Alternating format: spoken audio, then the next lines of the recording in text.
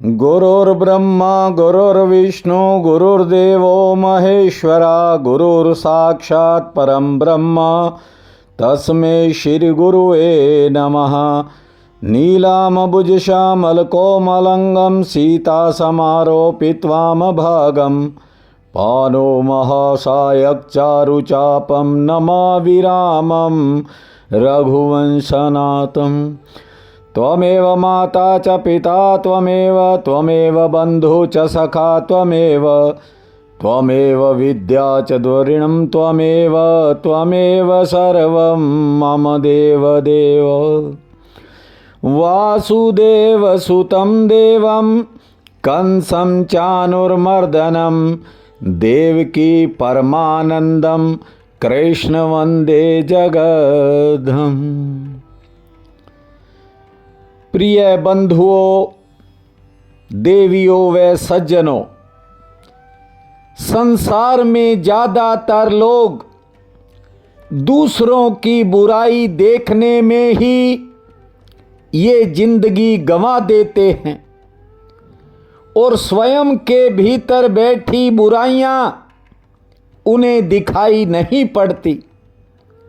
जैसे आँख को जगत की हर चीज तो दिखाई पड़ती है, किंतु यदि आँख में रेत का एक छोटा सा कण भी चला जाए तो वह उसे दिखाई नहीं पड़ता। हम सब गृहस्थ में रहते हैं, जाने अनजाने छोटे छोटे पाप भी हो जाते हैं।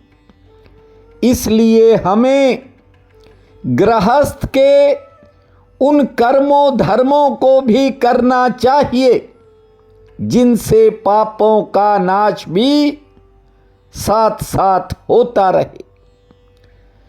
परिवार के मालिक बनने की बजाय एक अच्छा माली बनने की कोशिश किया करो। एक अच्छे माली की तरह अपनी पारिवारिक बगिया की संभाल करो। जिस बगिया का मालिक, या यूं कहूं कि जिस बगिया का माली अच्छा होता है, उस बगिया का हर फूल महकने लगता है। कल आपने सुना था कि देव ऋषि नारद जब धरती पर आए तो उन्होंने देखा चारों तरफ लोग लड़ रहे हैं, घर घर कलह कलेश है, मंदिरों तीर्थों आश्रमों में पाखंड का बोलबाला है। उसके बाद नारद जी ने वृंदावन जाने का मन बनाया, जहां बांके बिहारी लाल की जय का उद्घोष निरंतर होता रहता है, जहां देवकी नंदन श्री कृष्ण का नित्य रास होता है। भक्ति की पावन धरा पर जब नारद जी पहुंचे तो एक बार तो उन्हें लगा मानो चारों तरफ मुरली मनोहर के गुणों का गान हो रहा है। श्री कृष्ण गोविंद हरे मुरारी, हे नाथ नारायण वासुदेवा। श्री कृष्ण गोविंद हरे मुरारी, हे नाथ नारायण वासुदेवा। हे नाथ नारायण वासुदेवा, हे नाथ नारायण वासुदेवा। श्री कृष्ण गोविंद हरे मुरारी, हे नाथ नारायण वासुदेवा। जब नारद जी ने वृंदावन में प्रवेश किया, एक बार तो मन आनंदित हो गया, क्योंकि वृंदावन की पावन और पवित्र भूमि पर ही जन्म के बाद मेरे गोविंद ने बहुत सी लीलाएं की थी।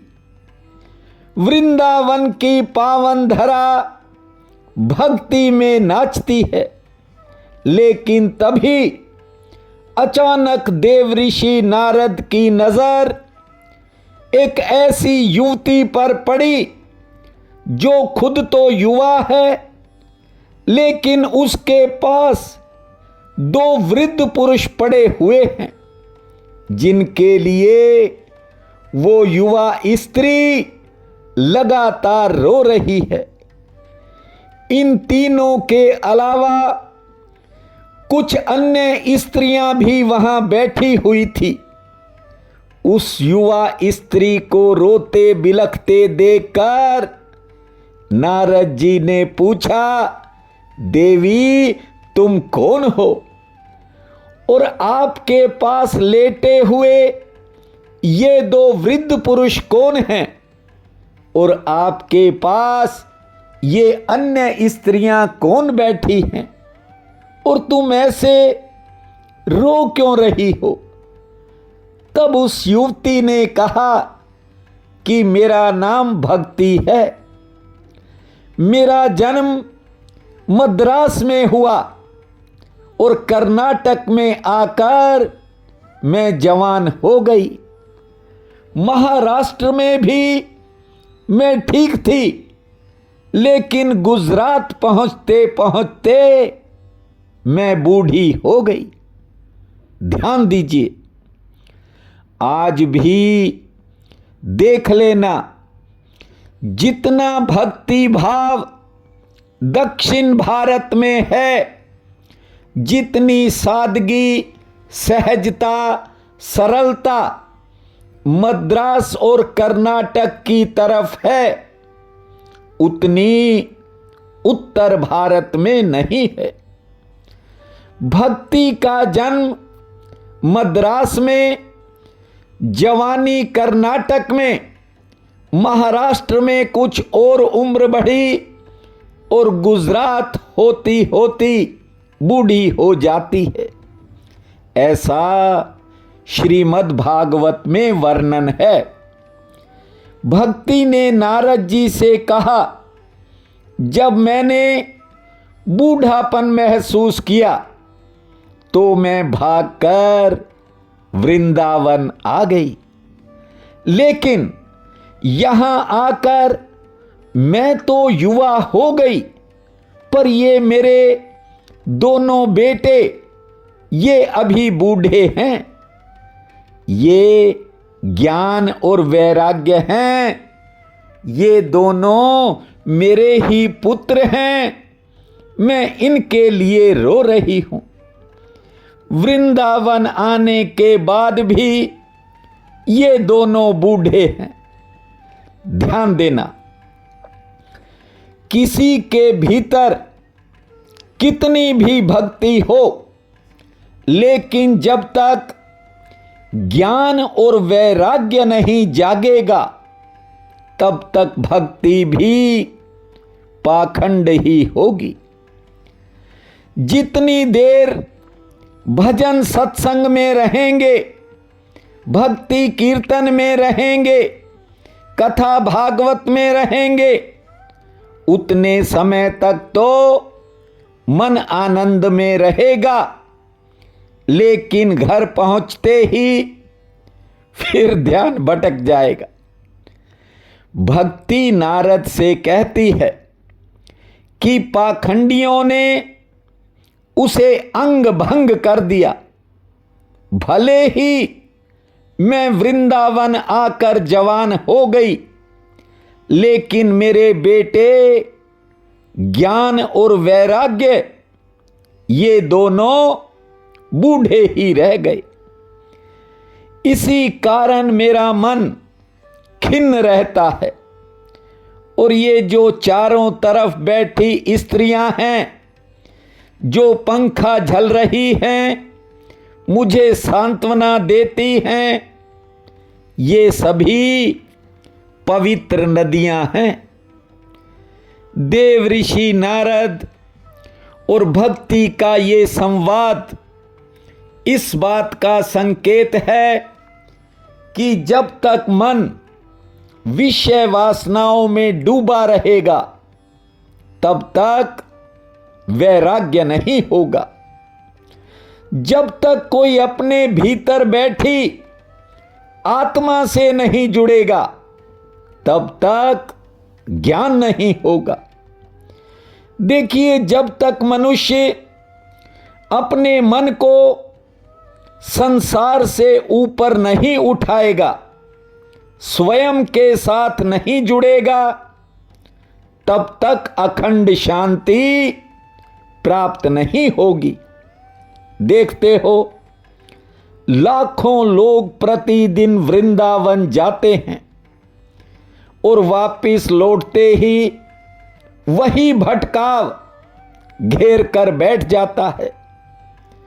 कारण ये है कि मन में ज्ञान और वैराग्य नहीं है। देव ऋषि नारद ने कहा, देवी, ये कलयुग है, इसमें लोग भक्ति करते तो दिखाई पड़ते हैं, लेकिन ज्ञान और वैराग्य दोनों की उपेक्षा कर रहे हैं और इसी कारण दुखी रहते हैं।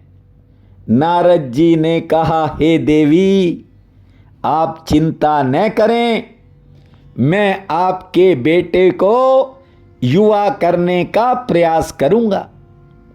किंतु ये कलयुग है, यहां पाप करने वाले ज्यादा सुखी दिखाई पड़ते हैं और धर्म करने वाले दुखी दिखाई पड़ते हैं। पर तुम्हें बता दूं, धर्म करने वालों को ही अंत में ठाकुर दर्शन देते हैं और फिर उन्हें स्थायी सुख मिल जाता है। गोविंद मेरो है, गोपाल मेरो है, गोविंद मेरो है, गोपाल मेरो है, भजो गोविंद मेरो है, गोपाल मेरो है, गोविंद मेरो है, गोपाल मेरो है। अरे बांके बिहारी नंदलाल मेरो है, भजो गोविंद मेरो है, गोपाल मेरो है, गोविंद मेरो है, गोपाल मेरो है। देव ऋषि नारद जी ने भक्ति को बहुत समझाया, लेकिन वह रोती ही रही। तब नारद जी ने कहा, कलयुग में अधिकांश लोग हर समय चिंता में रहेंगे। बिना काम की चिंताएं इंसान को सताएंगी। अज्ञानता के कारण भगवान का चिंतन नहीं होगा। हर व्यक्ति को चिंता घुन की तरह भीतर ही भीतर खाएगी। यदि व्यक्ति बेकार की चिंताओं को छोड़कर बांके बिहारी का चिंतन करने में मन लगाए तो ये चिंताएं अपने आप मीलों दूर भाग जाएंगी। जो अपने जीवन में गोविंद के प्रकाश को ले आता है, माया का अंधेरा अपने आप दूर भाग जाता है। भगवान के श्री चरणों में ध्यान लगाओ। शास्त्र कहते हैं, समस्त दुखम गमिष्यते, सब तरह के दुख भागते नजर आएंगे। जानते हो, भक्ति तो वृंदावन में आकर जवान हो गई और उसके बेटे ज्ञान और वैराग्य क्यों जवान नहीं हुए थे? इसलिए क्योंकि वृंदावन धाम प्रलय में भी कायम रहता है। आपको बता दूं, महादेव की नगरी काशी और बांके बिहारी का वृंदावन धाम ये प्रलय काल में भी सुरक्षित रहते हैं। वृंदावन में भक्ति सदैव नृत्य करती है, लेकिन ज्ञान और वैराग्य का वृंदावन में कोई ग्राहक नहीं होता।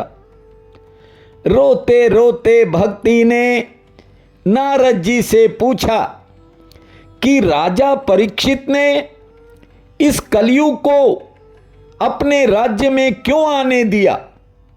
तो नारद जी ने कहा, जिस दिन भगवान श्री कृष्ण इस भूलोक को छोड़कर अपने परम धाम में पधार गए, बस उसी दिन से ये कलयुग आ गया।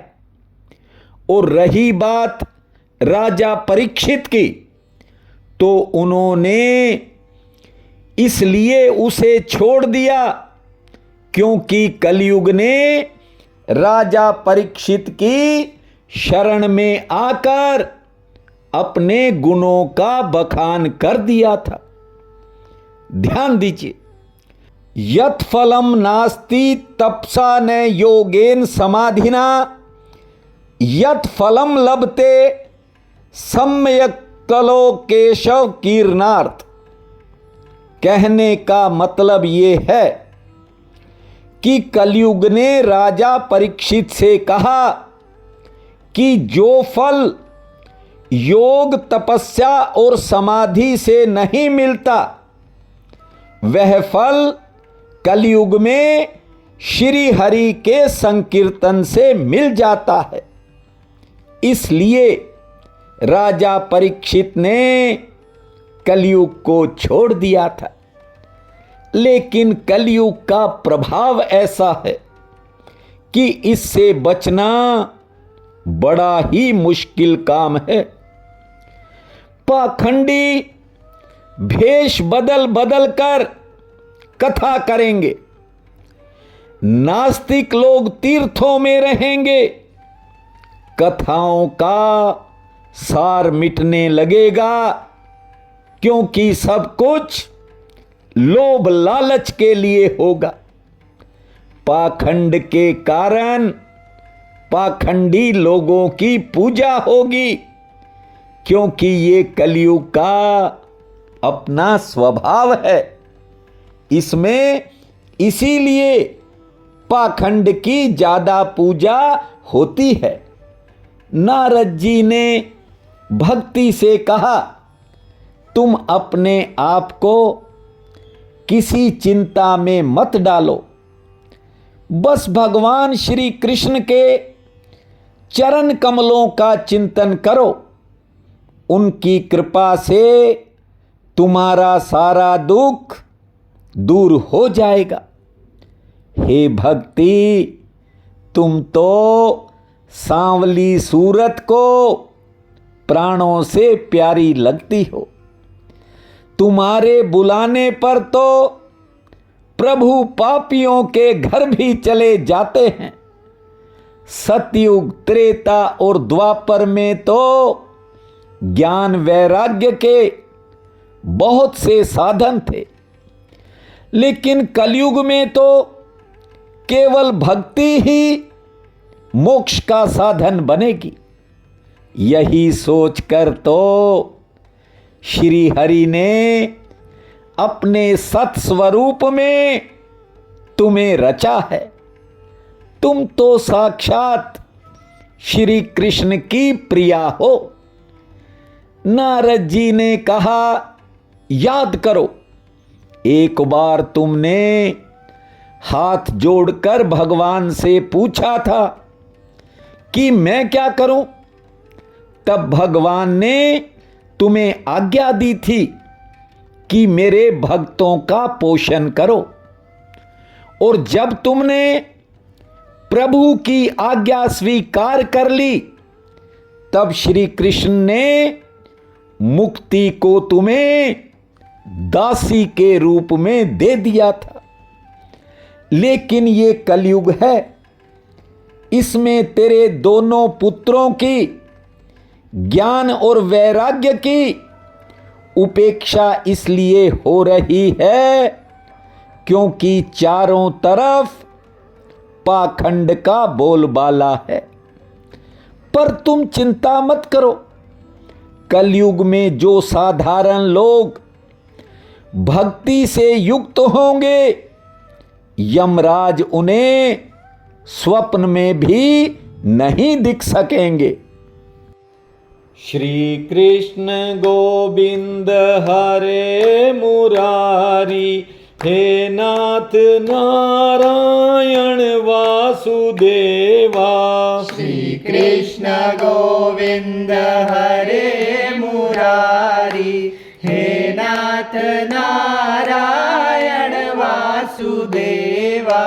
हे नाथ नारायण वासुदेवा, हे नाथ नारायण वासुदेवा।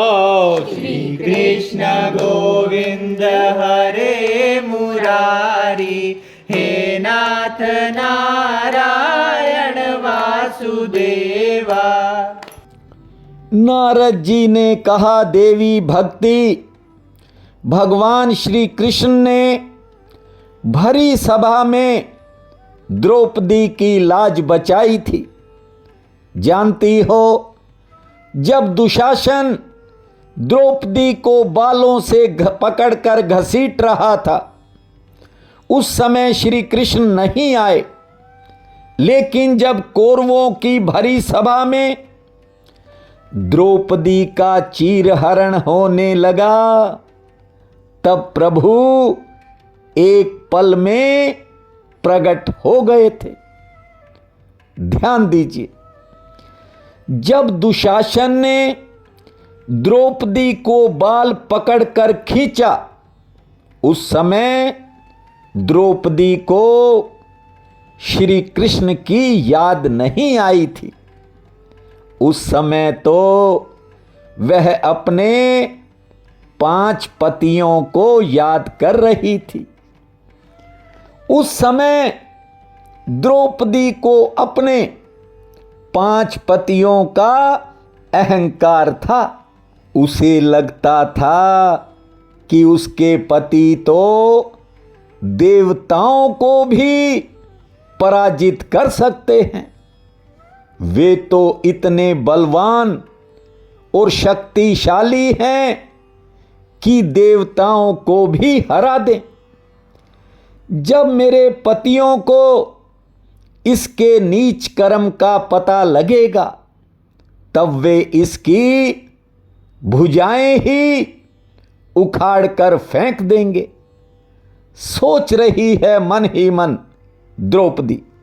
जानते हो, जब दुशासन द्रौपदी को बालों से पकड़कर सभा में ले जा रहा था, द्रौपदी और भी कुछ सोच रही थी।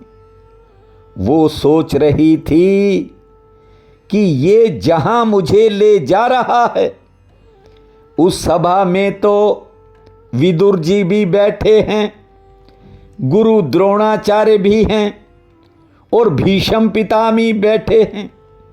वहां कोई तो मेरी लाज बचा ही लेगा। द्रौपदी को पूरा भरोसा था कि कोई न कोई तो उसकी रक्षा करेगा। और उधर प्रभु श्री कृष्ण मन ही मन मुस्कुरा रहे थे। देखिए, इंसान की सबसे बड़ी कमजोरी क्या है? ये इंसान परमात्मा को छोड़कर झूठे लोगों पर भरोसा करके बैठ जाता है, सोचता है कि कभी मुश्किल आई तो फलां रिश्तेदार मुझे बचा लेगा। मुझे तो बड़े बड़े अफसर जानते हैं, कोई थोड़ा सा धन कमा ले, अहंकार तीसरे आसमान पर जा बैठता है कि मेरे पास किस बात की कमी है, मेरा कोई क्या बिगाड़ लेगा। आदमी झूठी सुरक्षा को अपना अहम बना लेता है। इतना ही नहीं, यदि खुद के बच्चे सामर्थ्यवान हो जाएं तो आदमी सोचता है कि ये मेरी रक्षा करेंगे। ऐसा सोचकर इंसान अक्सर भगवान को भूल जाता है। इस दुनिया में भगवान से बड़ा कोई दूसरा रक्षक नहीं होता। ध्यान दीजिए, त्रेता युग में रावण से बड़ा कोई शक्तिशाली नहीं था। स्वयं वायु देवता पंखा झलते थे। इंद्र वरुण कुबेर सबके छक्के छूटते थे जब रावण कभी नाराज होता था। शनि रावण की काल कोठरी में कैद था। ब्रह्मा जी खुद रावण को वेद पढ़ाने के लिए उसके महल में आते थे। नाभि में अमृत, सोने की लंका। एक बात और गुरबाणी में लिखा है, 1 लख पूत 1.25 लख नाती, ता रावण घर दिया न बाती। जिसके घर में 1 लाख पुत्र और 1.25 लाख पोते थे, उसके घर में दिया बाती करने वाला भी नहीं बचा था, क्योंकि रावण अधर्म के मार्ग पर चल रहा था।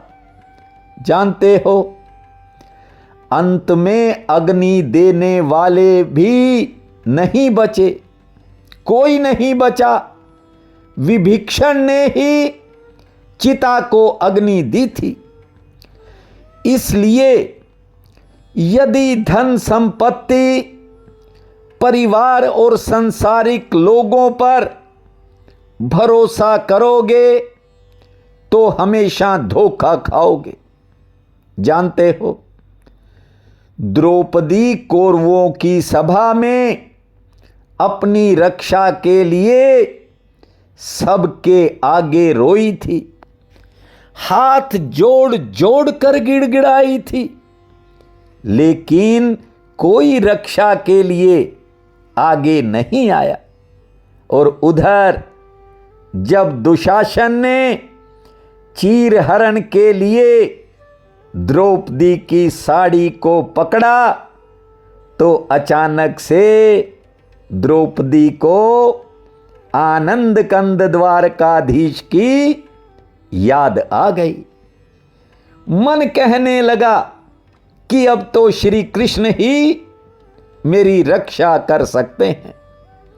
जो ही दुशासन ने साड़ी को खींचना शुरू किया, द्रौपदी ने दोनों हाथ ऊपर की तरफ उठा दिए और कहने लगी, गोविंद मेरो है, गोपाल मेरो है, गोविंद मेरो है, गोपाल मेरो है, भजो गोविंद मेरो है, गोपाल मेरो है, गोविंद मेरो है, गोपाल मेरो है।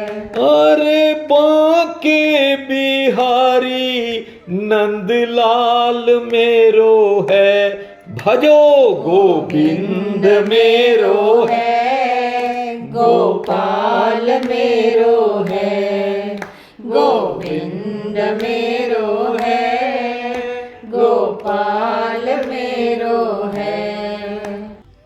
द्रौपदी ने श्री कृष्ण से कहा, हे गोपी वल्लभ, हे दामोदर, हे मेरे बांके बिहारी, मैंने इस दुनिया को आजमा लिया। आपके सिवा मेरा कोई और रक्षक नहीं है। हे श्री कृष्ण, मैं बड़े संकट में फंस गई हूँ। अब आप ही मेरी लाज बचा सकते हो। मैं आपके चरणों में हूँ, मेरी रक्षा करो।